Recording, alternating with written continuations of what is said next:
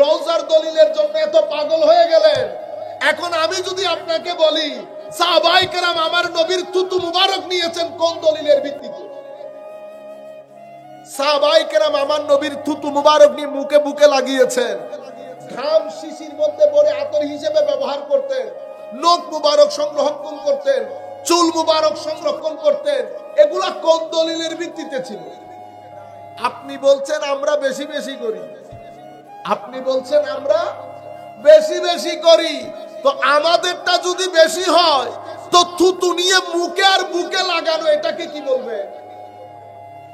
রুয়ে জমিনের মধ্যে আল্লাহর সৃষ্টির মধ্যে পৃথিবীতে কখনো কোন প্রজা তাদের রাজার নখ নিয়ে পকেটে নিয়ে হাঁটাহাঁটি করতে, নখটাকে ঘরের মধ্যে নখ মুবারক বলে আতর লাগিয়ে ঘরে সংরক্ষণ করেছেন? পৃথিবীতে এহেন কোন দৃষ্টান্ত নাই।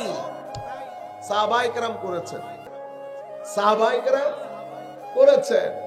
চুল মুবারক, ঘাম মুবারক পৃথিবীতে কোন প্রজা তাদের রাজার গামকে শিশির মধ্যে নিয়ে ঘরে গুঁজে রেখেছেন, আতর মনে করে ব্যবহার করেছে। গামের প্রতি এত ভক্তি পৃথিবীর কোন প্রজা তাদের রাজার গামের প্রতি এই ভক্তি দেখায় নাই। আপনি আমাদেরটা বেশি বেশি বলছেন, এখন এটাকে কোথায় রাখবেন?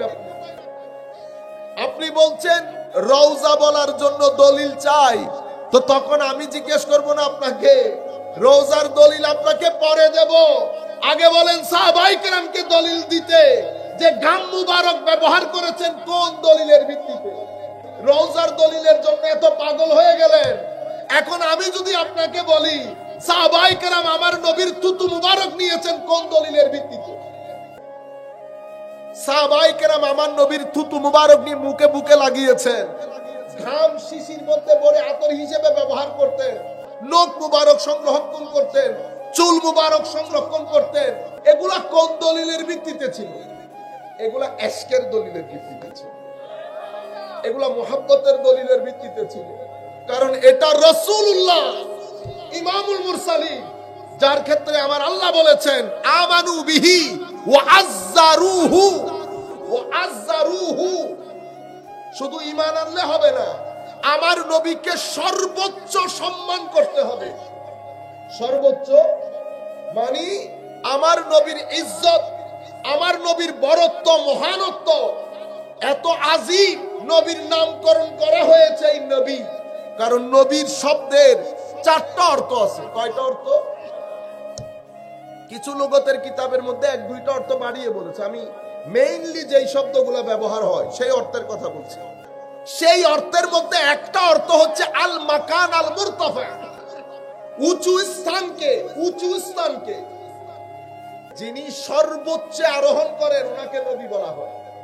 তো নবীকে নবী কেন বলা হচ্ছে?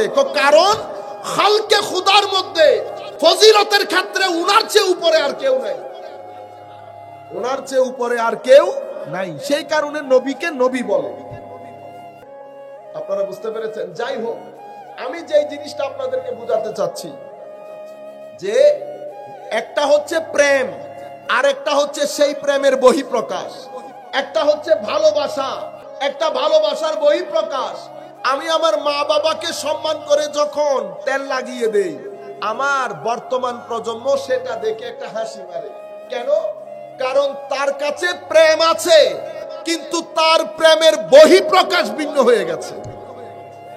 তার প্রেমের বহিঃপ্রকাশ ভিন্ন। আপনি কখনো কামনা করবেন না যে আমি যেরকম বহিঃপ্রকাশ করছি সেও এক্স্যাক্টলি ওভাবে বহিঃপ্রকাশ করবে না। আমি আমার বাবা ৬০-৬৫ বছর হয়ে গেলে আমরা চেষ্টা করি একটু দৌড়ে দৌড়ে হাঁটতে। আমি জানি আমার বাবা হাঁটতে পারেন, কিন্তু আমরা দৌড়ে দৌড়ে হাঁটি। আপনি এই প্রজন্মের কাছে আপনি সেটা আশা করতে পারবেন না। তার মানে তারা সম্মান করে না তা না, তাদের সম্মানের ধরন পরিবর্তন হয়ে গেছে। কিছু ক্ষেত্রে এই ধরন পরিবর্তন, কিছু ক্ষেত্রে তাদেরকে রুডনেসের দিকে নিয়ে যায়, তাদেরকে বর্বর মনে হয়, তাদেরকে বেআদব মনে হয়। কিছু ক্ষেত্রে অতিমাত্রায় যখন প্র্যাকটিক্যাল হয়, অতিমাত্রায় রিয়ালিস্টিক হতে গেলে তাদেরকে কি মনে হয়? বেআদব মনে হয়। বুঝতে পেরেছে?